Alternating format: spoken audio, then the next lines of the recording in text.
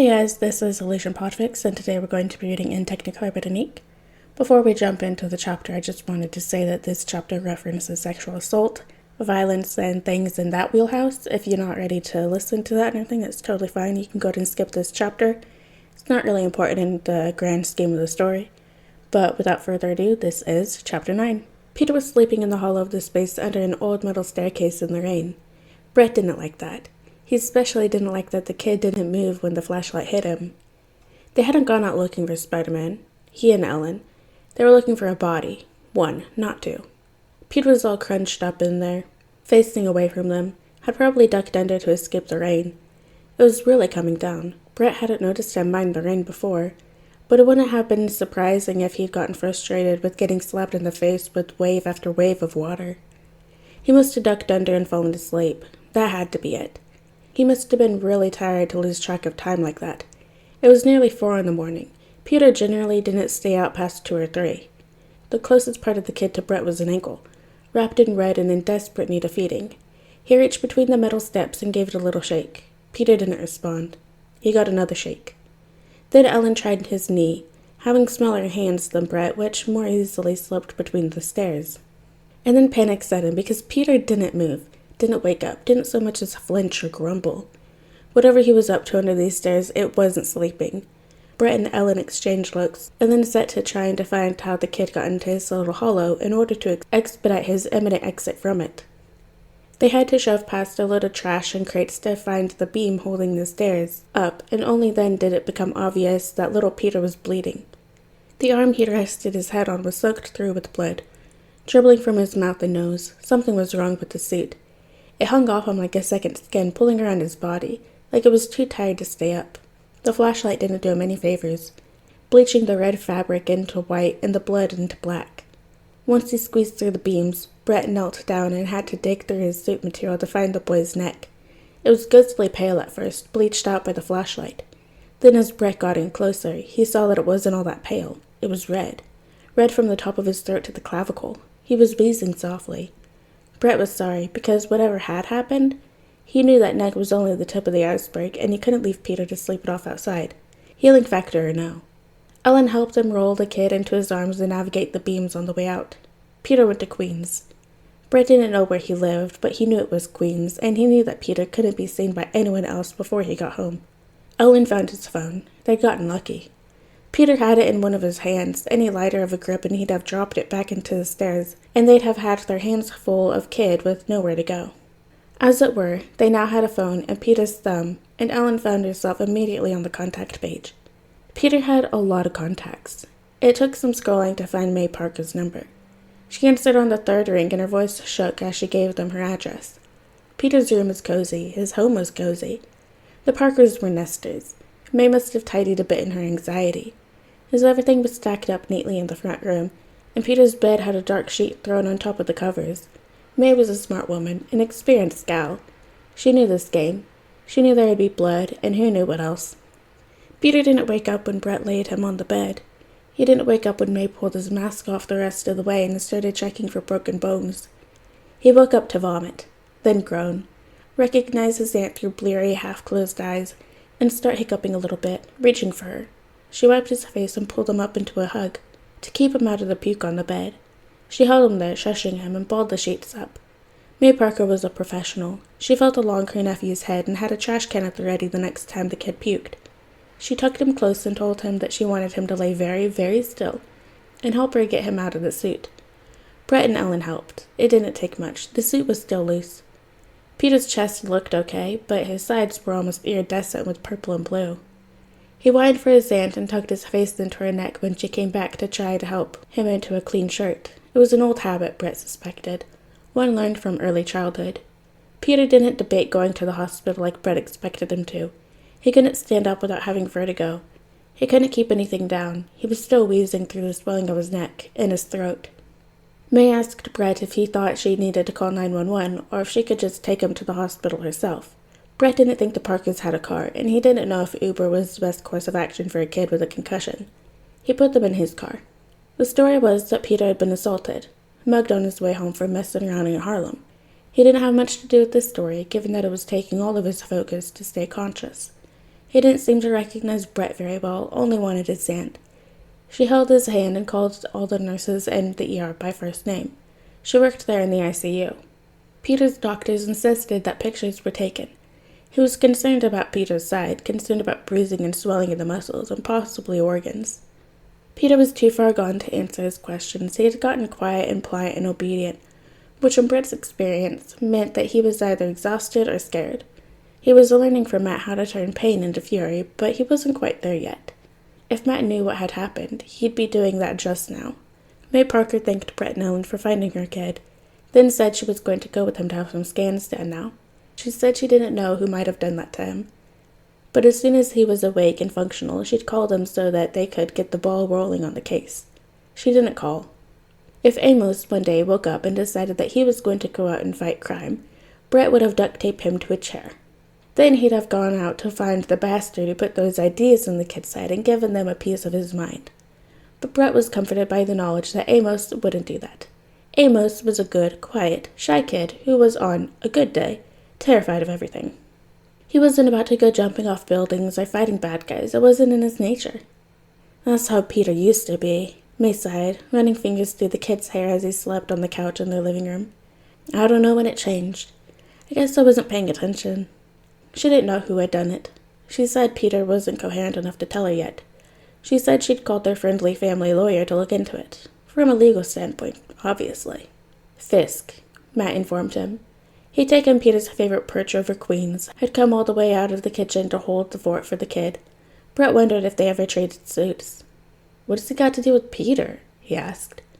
Not sure. Give me a few days to find out. And he would find out. Matt had a scarily extensive network of information throughout the city. Even though he stayed in the kitchen, he seemed to always know what was going on around town, block, or borough. Matt held Peter's fort for the 2 days it took for Pete to get back up on his feet. Then, like smoke, the two of them vanished off Brett's radar again. Hawkeye came all the way from Brooklyn with his arm in a cast to tell Brett to watch his fucking back, man. Wilson Fisk was out on the prowl. He was looking to hire a guy, and allegedly he had an offer no one could refuse. Rather, an offer no one with a decent head on their shoulders would refuse. Luckily for Brett, neither Pete nor Barton had a decent head on their shoulders. He's trying to woo Daredevil, Barton told him, cutting pancakes one-handedly on the greasy spoon he demanded Brett meet him at. Woo? Brett repeated. With what? Coffee? Long walks on the beach? Barton snorted. Not sure. Red's mad about it, though. He's been running through the whole city as of late. Interesting. In a very bad way. Does Deadpool know what happened to Peter? The chances of Wade standing for that shit were next to nothing. Barton shrugged, then winced as the movement sent pain down his arm. He probably does now. Folks are talking. In what way? They don't like Fisk putting his hands on one of the little ones. Hell, if you'd done that to Katy Cat, you bet your ass I'd mount his on my wall. His ass? You heard me. Lovely. Matt was uncomfortable, Brett realized. Foggy didn't say anything. No one had to say anything because everyone else was saying it for them. The power of talk would always astound him. Daredevil's been getting chased out of the kitchen lately, Brett heard at the barber's. Boy never runs scared. Must be something big chasing after him. Maybe. My guy saw him the other night. Guy was fucking gunning it, man. He must have been some kind of track star before all this. Daredevil, the track star. Saw that guy take a bullet once, you know that? Didn't move for a bullet, but he's running now? Doesn't make sense. Yeah, well, a new voice chimed in from the study chair. My girl says she knows the walk. Says it's stranger danger walk. Every gal knows that walk. She thinks someone's trying to get in his pants. Well, they're gonna need some fucking Vaseline or something to get those things off him.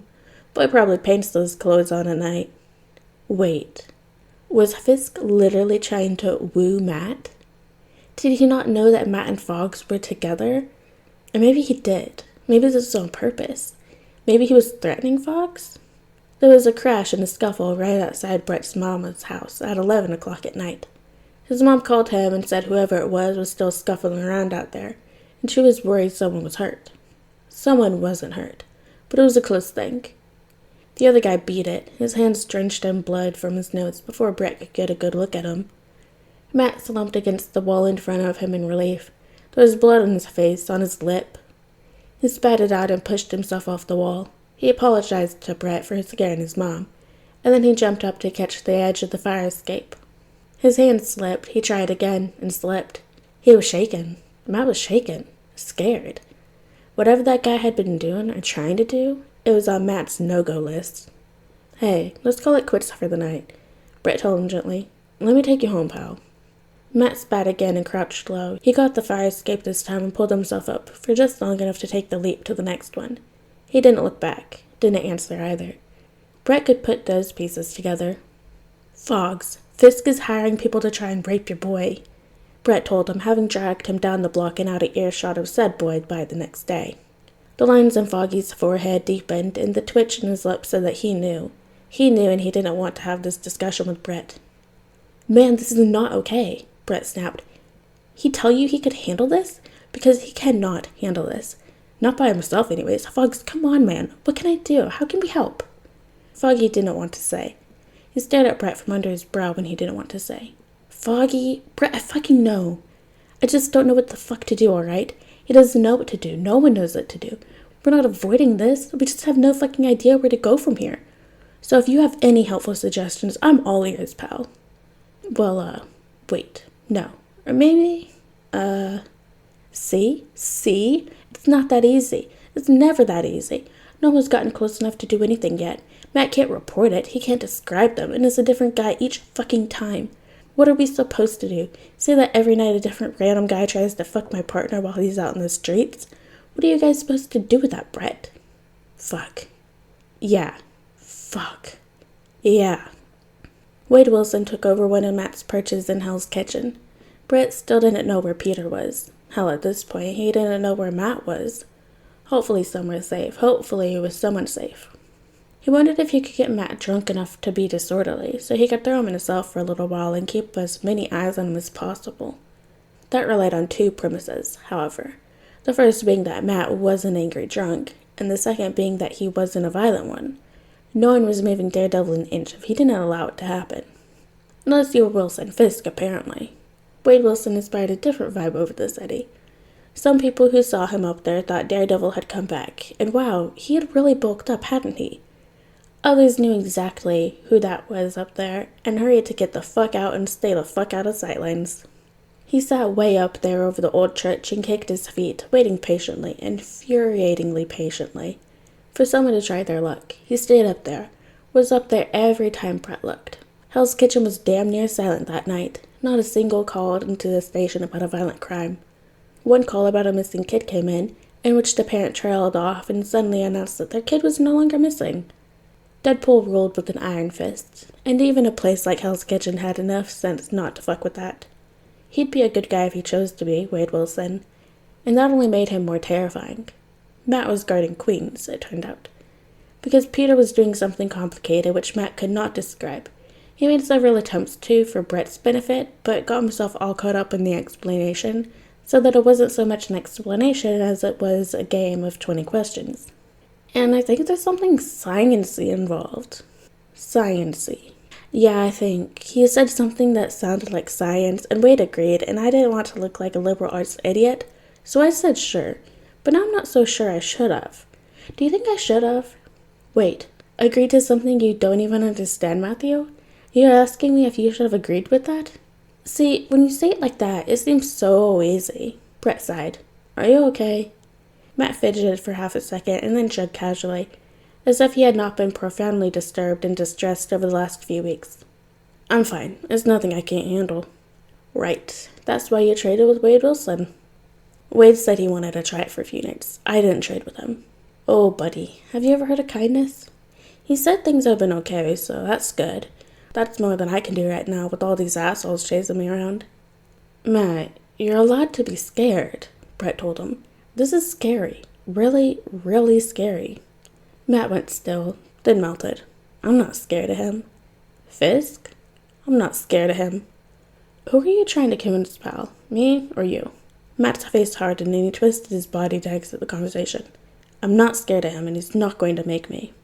Brett had expanded his knowledge of vigilantes significantly over the last couple of months.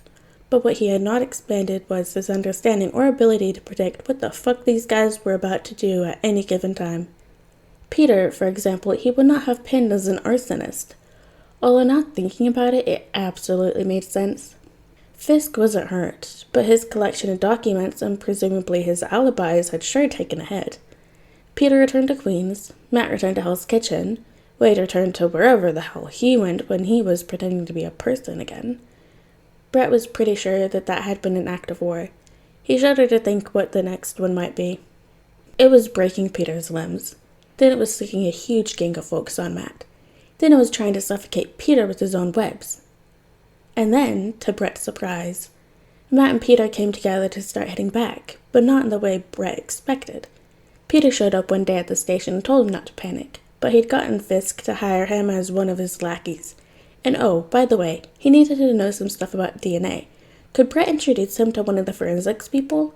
What? Peter. He needed to be calm, otherwise Peter would remember that he was a genius monster child and could learn that shit on his own if he really committed to it. I am having strong negative emotions about what you just told me because I'm concerned that it is going to put you in extreme danger. Peter blinked up at him.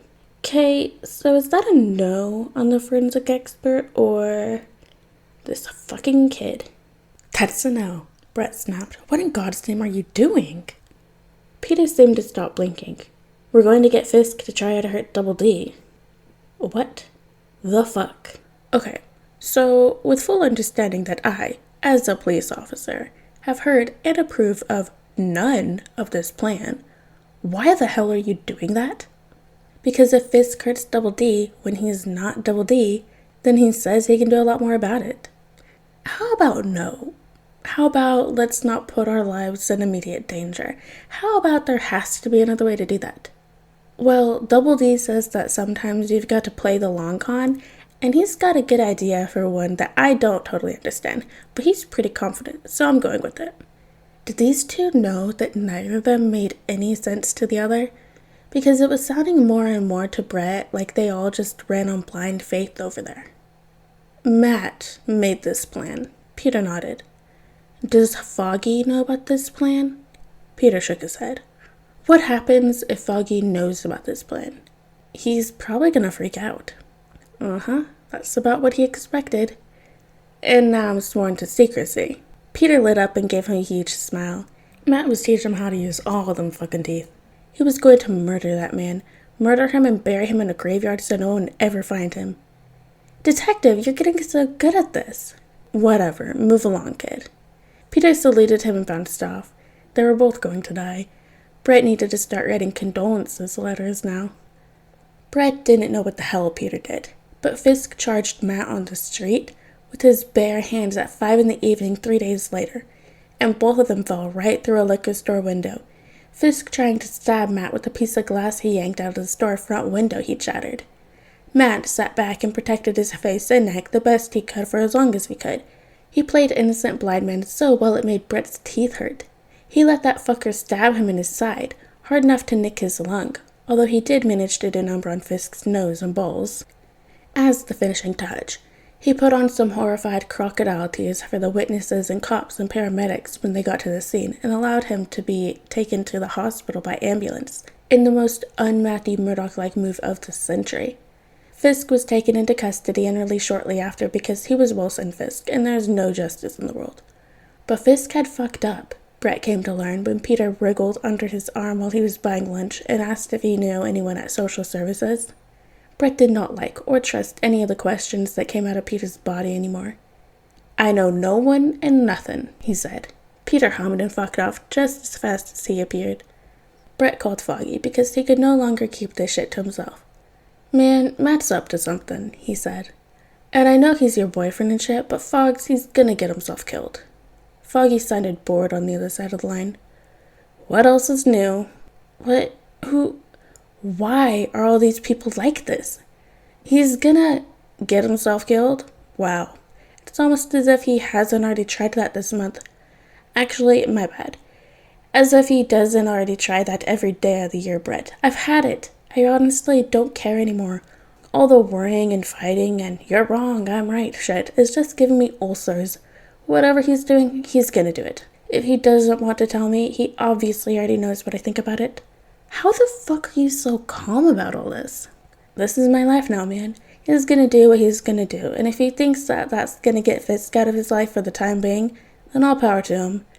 Anyways, there's nothing anyone can do for him right now. May as well at least let him feel some control of the whole thing. Brett didn't know what to say anymore, so he said, okay, and he said, bye, and that was it. Peter and Matt were brilliant little fuckers who had no right being as fucking reckless and stupid and brilliant as they were.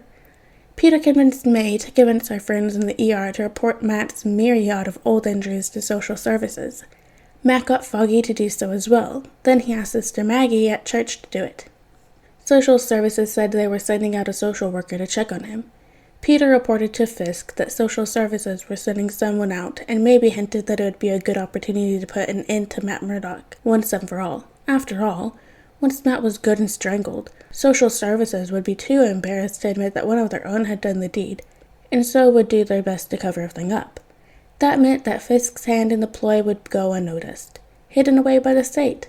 Fisk, who was also a mastermind at these types of things, respected Peter's ingenuity and put him in charge of swapping the state social worker for one of his own people. Peter took the job, then offered it up to the load of scumbags he was now in charge of. 2 guys volunteered to do the old switcheroo, and after roughing up the first, sent the new social worker on their merry way into Matt's living room. Matt played the poor blind man again and let the gal into his house, where she attempted to put his lights out, and he attempted to make as much noise as humanly possible. The neighbors called the police. The police walked in on Fisk's gal with her hands wrapped up in one of Matt's belts, which in turn was wrapped around his neck. The gal went to the station and had second thoughts about her employer once her lawyer arrived. She told Maynard who had paid her to do the job. She said that 2 guys had chased the real social worker away at gunpoint. Brett found himself sitting stupefied as they all basically admitted that Fisk had commissioned a murder and second-degree assault by injuring a social worker to prevent her from carrying out her duties. It was unbelievably well thought out, better thought out than Brett had thought either Matt or Peter capable of. He found himself sincerely glad that those 2 were technically on the same side as the police. Okay, I have something I need to say, Brett said a week or so later to his now very pleased, temporarily Fiskless acquaintances. He brought the 2 of them their favorites, coffee and illicit resin, and was in luck enough to find them both on the same perch at the very edge of Hell's Kitchen, waiting for Wade Wilson to return from a job to have joined theirs. Matt and Peter were well bored of him already. It was almost a useless endeavor to get either of them to focus on this point. What was Peter describing, in detail? Fisk's face when he realized it had been the 2 of them who'd engineered the whole thing from the start. Peter's Fisk impression was stunningly awful. It made Matt laugh so hard he couldn't breathe, his recent near asphyxiation notwithstanding. Matt followed this with an equally awful explanation of all the smells he'd encountered in the courtroom during their final hearing. Brett cleared his throat and the 2 of them returned their attention to him. I wanted to apologize, he said. I'm sorry that we couldn't do anything for the 2 of you as civilians. I'm sorry that you suffered and had no way of alleviating it. I'm sorry that I had no options for you. That's my job and I failed at it. And then I thought you 2 were insane in what you were trying to do and didn't believe in you. And I was wrong. You guys are amazing. Thanks for getting that guy put away, even if it's just for a little bit. Silence. Peter looked to Matt for guidance in how to deal with this, and Brett got the feeling that this was a first for him. It must have been a first time for Matt, too, because he shrugged with his hands. You're welcome? He tried. Peter bobbed his head enthusiastically in agreement. You're welcome. That's what he had. Even after all those years talking professionally. Well, fuck it. All right. That was good enough. He nodded and turned to leave them to the dramatics. Hey, detective. He looked over his shoulder at Peter's wide white seed eyes. Thanks for caring. Aw. No, that's a good point, Matt agreed. Thanks for giving enough of a shit to keep track of us. And for not telling anyone about anything. He smirked. You ought to be careful though, Mahoney. People are going to start thinking you like us. Dangerous territory indeed. Drink your damn coffee, Murdock. You both need an attitude adjustment. He could have sworn he heard Peter doing an impression of him as he left. Alright guys, and that is the end of chapter 9 of In Technicolor by Nick. I hope you guys liked it, and I'll see you next chapter.